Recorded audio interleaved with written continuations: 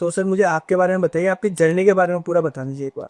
मेरा नाम सुभाष बिश्नोई है और मैं एक बहुत छोटे से टाउन से बीकानेर से हूँ, जो कि north western part of Rajasthan है। और मैंने बीकानेर में ही सारी पढ़ाई की है।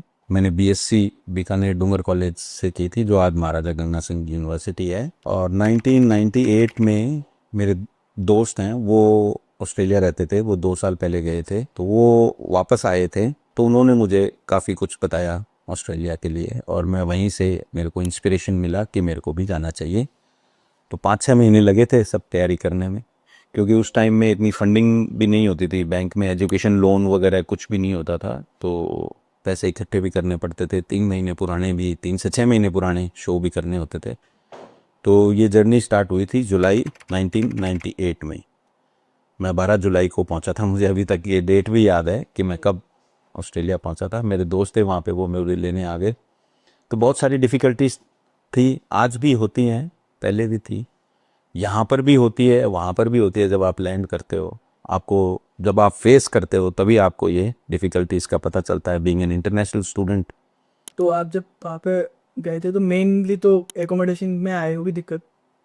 नहीं, एकोमोडेशन में ऐसी दिक्कत नहीं आई थी, क्योंकि मेरे फ्रेंड वहाँ पे रहते थे, तो मेरे को कोई एकोमोडेशन में दिक्कत नहीं आई।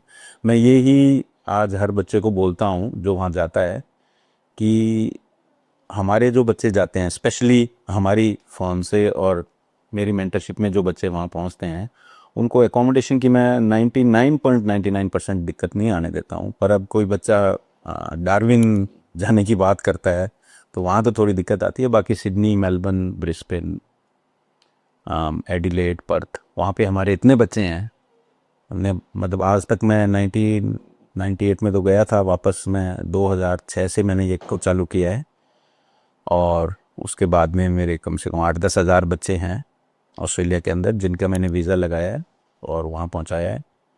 तो कोई दिक्कत आती नहीं है हमारे बच्चों को, पर कई बार आ भी जाती है, ऐसा भी कुछ नहीं है। पर हम कोशिश करते हैं कि ये दिक्कत वहाँ पे नहीं आए। तो तो आज के टाइम पे तो आप हो, आपने यहाँ पे एक्सपीरियंस किया है, उसके लिए आपको पीआर भी मिल चुका है। बट आपके टाइम पे तो ऐसा कोई गाइडेंस वाला सीन था नहीं, आपने कहा आपके दोस्त ने आपको बताया। तो कोर्स कैसे आपने सिलेक्ट किया, यूनिवर्सिटी कैसे आपने सिलेक्ट करी, और इन सब के बाद में भी क्या सब कुछ सही रहा?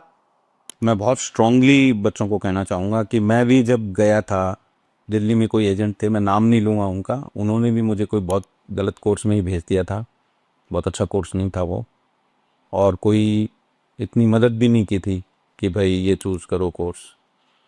तो पर मैं वहाँ पहुँचा और वहाँ जाके रियलाइज़ हुआ कि भाई ये कोर्स तो बहुत ही गलत है, इसमें तो कुछ भी नहीं है, इनको स्कोप ही नहीं है, न तो वहाँ पर है न यहाँ पर है, इंडिया में भी नहीं है। तो फिर मैंने मास्टर्स ऑफ इंफॉर्मेशन सिस्टम्स एक सेमेस्टर के बाद में मैंने चेंज कर लिया था, और मास्टर्स ऑफ इंफॉर्मेशन सिस्टम्स मैंने किया। मैंने 2000 में डिग्री फिनिश कर ली थी।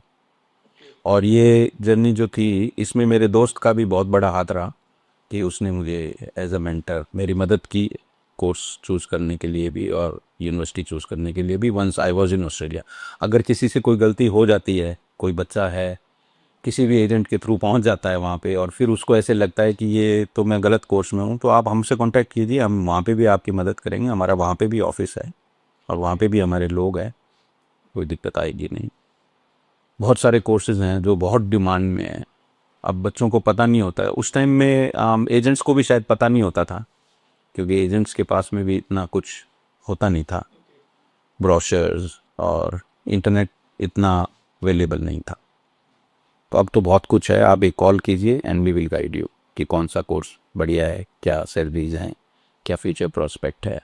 तो जैसे सर, मार्केट में बहुत सारे फेक कंसल्टेंसी है और ह्यूमर्स तो फैलते ही रहते हैं कि आप है ना अब कोर्स चेंज ही नहीं कर सकते। नहीं, ऐसा नहीं है। ऑस्ट्रेलियन गवर्नमेंट बहुत लिबरल है इस मामले में। Not like UK. यूके के अंदर अगर आपने कोई कोर्स चूज़ कर लिया और वहाँ जाके आपको लगा, तो वहाँ तो कुछ भी नहीं होता, you have to come back to India. But Australia के अंदर ESOS एक एक्ट बनाया हुआ है गवर्नमेंट ने, उसके अंदर साफ कहा हुआ है कि भाई अगर कोई बच्चा किसी भी गलत वजह से कोई गलत कोर्स चूज़ करके आ जाता है, तो अगर वो फ्यूचर चाहे, उसको लगे कि मेरा इसमें कोई फ्यूचर नहीं है, तो वो कोर्स चेंज कर सकता है 6 महीने के बाद में। It's legal. वीज़ा ड्यूरेशन का कैसे फिर एडजस्ट करेगा वो? वीज़ा तो फिर या तो वो जो समर स्कूल होता है वो करे, समर स्कूल में फुल लोड ले पढ़ाई का, और नहीं तो फिर वीज़ा एक्सटेंशन, उसमें हम मदद कर देते हैं स्टूडेंट, उसमें कोई प्रॉब्लम नहीं आती।